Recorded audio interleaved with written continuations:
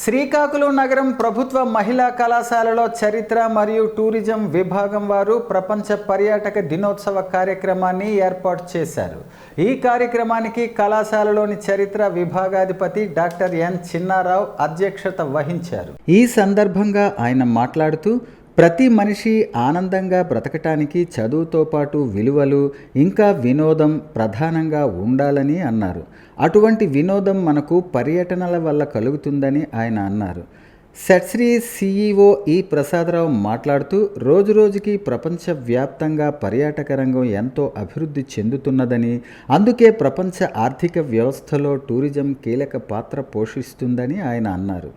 Intact X convener Radha Prasad మాట్లాడుతూ ఆయా ప్రాంతాల పర్యటనల వల్ల అక్కడి సంస్కృతి సంప్రదాయాలను మనం తెలుసుకుంటామని అన్నారు.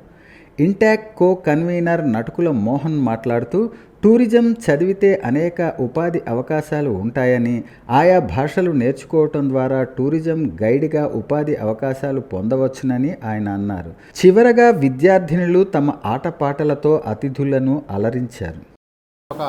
మన ఆర్సవిల్లి టెంపుల్ని మాస్టర్ ప్లాన్లో తీసుకోవడం జరుగుతుంది. అలాగే మన జిల్లాకు వచ్చేటప్పటికి పర్యాటకంగా ఎన్నో